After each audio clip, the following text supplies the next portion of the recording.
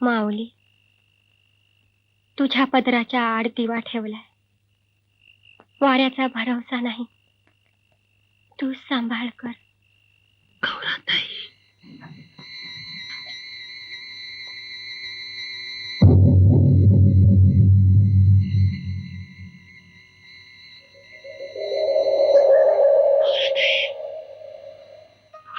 तू आणि धाकटे भावंड अंजू संजू आहेत माझ्याजवळ. लय तशा चालल्या त्यांची. मला कुठं नोकरी नाही, काम मिळालं. तुझा पैसा बंद झाला. किती दिवस झाला अर्धाच पोटी राहायचं. 2 दिवस झाला पोटात अन्नाचा खास. गौराताई काय करू? महात्माकांना कळलं की तू इथं आहेस म्हणून आलो. काहीतरी मदत कर, नाही तर कुत्रा हाल खाणार नाहीत का आमचं? काय देऊ तुला, कसं देऊ रे? दोन्हीकडे जीव कसा टांगणे लागले माझा. अरे घरात कळलं तर माझ्या संसाराचा विस्फोट होईल रे भाव्या. नाही ताई, तुझ्या संसाराचा इस्कोट व्हायला नका. आता पुरती येळ निभावणे ते राहत नाही ग.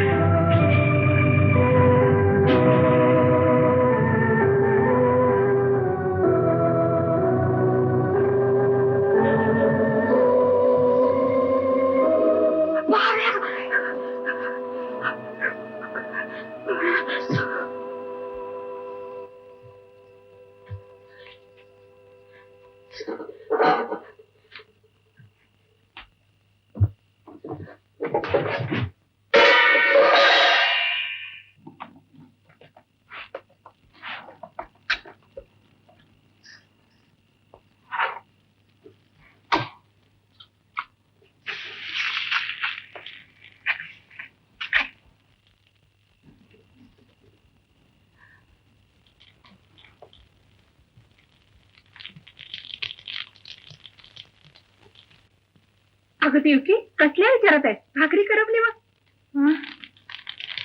चल बेड्या, पुरी करतो काय? अहो दादासाहेब देशमुख, काय झालं? हे तबक निरंजन आपलंच का? होय, आमचं नाव आहे याच्यावर.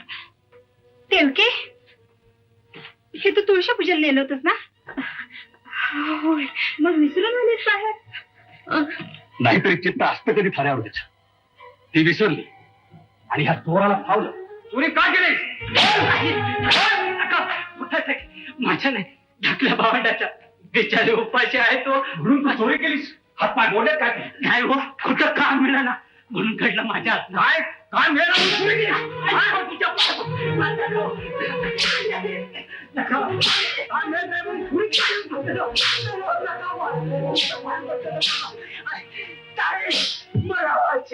ताई, अरे वा, बहिणीचं नातं जोडतोस काय? इन्स्पेक्टर साहेब, फोडून काढायला. ताई काय?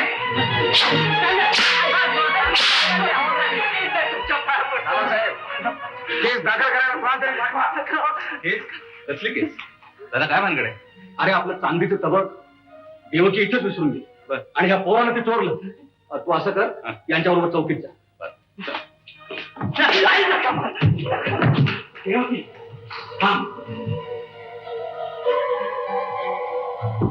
तुझी तुळस पूजा आटोपली होती ना? होय. मग तबक राहायला कसं तिथं? मी काय सरळ विसरलीस म्हणून सांग ना. होय. आणि काय ग, तुला त्याला ताई म्हणून कशी हाक मारली? तपप काय? जेव्हा बघाव तेव्हा बावरलेली, गोंधळलेली. तुम्ही गप बसा. तिच्या वागण्याचा अर्थच कळेल असा झालाय मला अलीकडं. अरे सदाशिव, अरे मिळालं ना आपलं तबक, मग का उगीच लांबड लावतो? नाही आहे पण पुरे रे तुझं. जा बाई जा.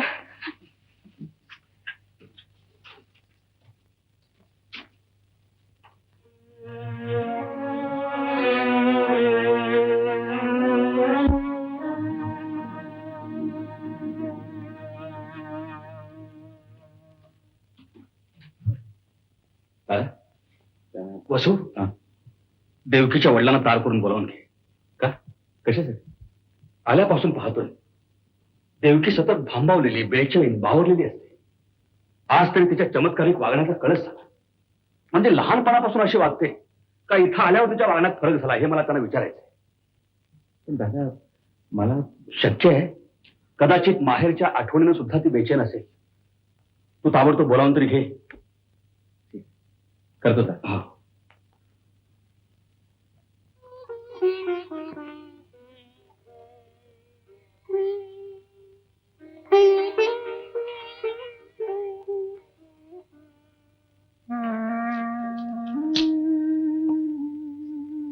देवकी अशी अस्वस्थ त्याने माझ्या हात नाही घडलं नसतं तर त्या बिचाऱ्याला.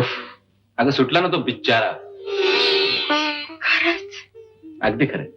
इन्स्पेक्टर ओळखीचा निघाला आणि म्हटलं शिवाय वस्तूही सापडले, उगीच लांबड कशाला लावा म्हणून दम भरून दिला सोड. तुमच्या तोंडात साखर पडो. साखर?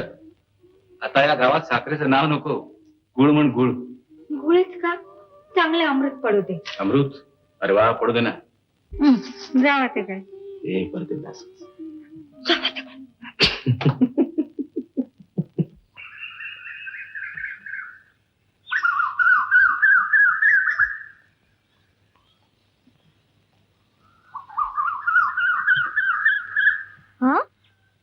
वहिनी साहेब, हे काय चिचा खाव्याशा वाटतात ग. आवळं? होय. कैऱ्या? अग बया, म्हणजे ए पण एवढ्यात कुणाला सांगू नको. हा, माझी शपथ आहे तुला. नाही, पर आदू का तुम्ही खारला चला. का ग? घरी पाहुणे आल्यात. कोणते? हे काय सांगू दे की तिला. इथं नाही, घरी गेल्यावर समजेल. मग आमची कारभारीण खुश होणार आणि आमच्या तोंडात अमृत. हे काय लंका काय म्हणेन? नाही नाही, मी काय बी बघितलं नाही, काय बी ऐकलं नाही.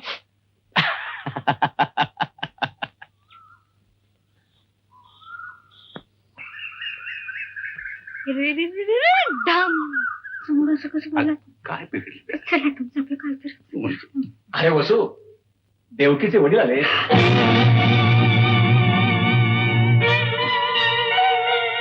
नमस्कार कर. आयुष्यमान व्हा. देवकी, आगाशी बघतेस काय? नमस्कार कर ना वडिलांना.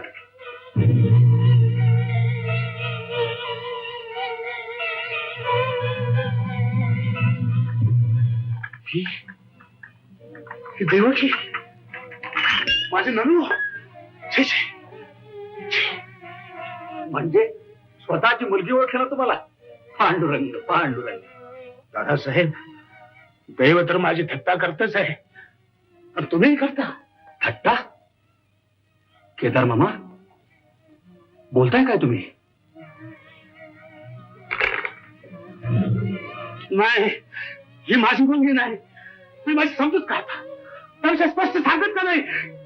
ही माझी मुलगी अपघातात मेली म्हणून येतात आणि ही दुसरीच कुठेतरी अपघातात मेली. ही तुमची मुलगी नाही? नाही नाही नाही. हे तुझे वडील नाही. तू अशी गप्प का देवकी? बोल देवकी, बोल. तू कोण आहेस? मी सांगतो या कोण आहेत त्या.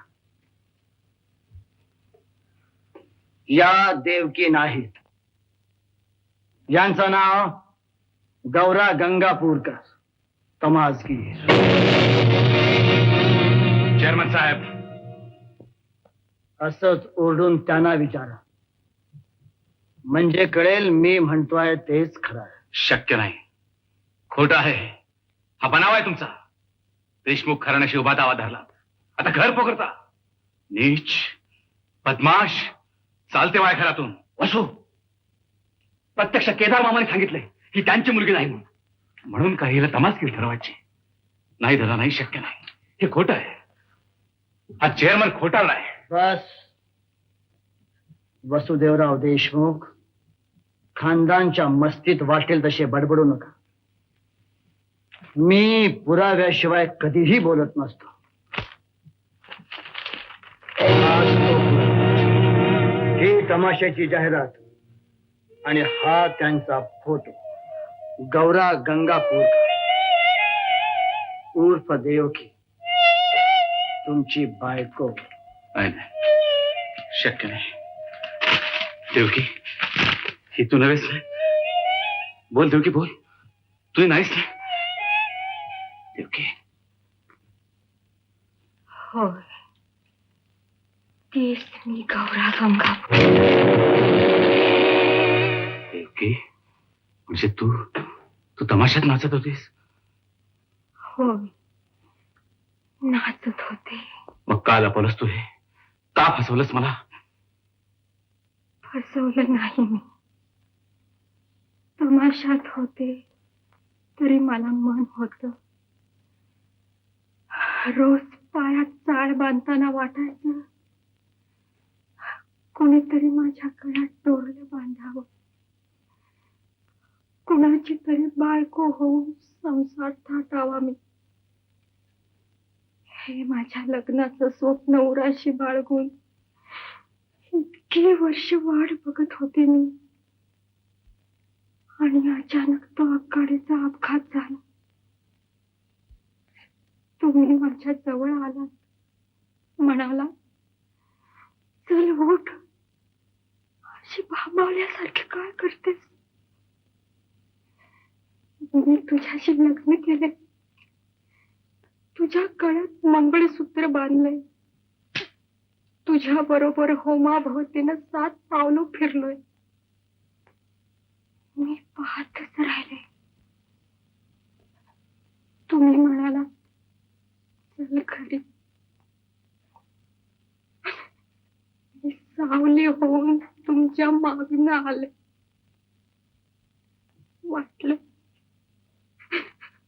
वाटलं जाईल हे नाव कळेला, पण हे दान मला झेपलं नाही. मला ठाऊक नव्हतं की माझ्या पदराची झोळी फाटकी आहे. त्या झोळीतून माझं गर्दी पण गळून पडलं हो. गळून पडलं. करते पण तिला देवता समजून चंदनाच्या देवाऱ्यात बसवली. ती अखेर चवली पावलीसाठी नाचणारी नाची निघाली. अशा डांगण्या देऊ नका हो. जगात सारेच माणसं वाईट नसतात. मी त्या तमाशाच्या आगीत होऊन पळत होते, पण अप्रोची कास तडकू दिली नाही. कुणाला अंगाला हात लावू दिला नाही. तुमच्या पायाची शपथ, मी पाक आहे हो, पाक आहे. बस का रे पतिपतीचं ढोंग. बोल आता अखेरीस देशमुख घराण्याची का माझ्या सोन्यासारख्या संसारात माती घालवलीस? का पावित्र्य विटाळलं त्या पवित्र घराचं? चल चल चालते नका हो असं निष्ठुर भाऊ. त्याने देवाबरोबर एक रूप व्हावं तशी मी तुमच्या संसाराशी एक जीव झाले आहे. मला अंतर देऊ नका हो, अंतर देऊ नका. नाही, हे घर तुझं नाही, मी तुझा कोणी नाही. या घरात तुला आता थारा नाही. या घरात तुझी सावली सुद्धा राहू देणार नाही. चल निघ इथून. तुम्ही नका त्रास करून घेऊ. जाते मी. का थांबलीस? मला या घरातून जायला सांगू नका हो. त्यांनी तुमची गुरढोरं बांधतात तिथल्याच एका कोपऱ्यात पडून राहील मी, बटेक म्हणून. त्याने पदर पसरते हो. मला जायला सांगू नका हो, सांगू नका. बस का तुझा मानखोळीपणा. चालती हो या घरातून, चालती हो. कुठं जाऊ नये. काय करू मी? जा की तमाशात. बांधा तुझ्या आबरूचा बाजार. माझ्या आबरूबद्दल, माझ्या शिलाबद्दल कुणी वेळ वाकडं बोललं, माझ्या नरडीचा घोट देईन मी. नालायक. चल काळ कर इथून. जा, जा. जा मर जा. मर जा.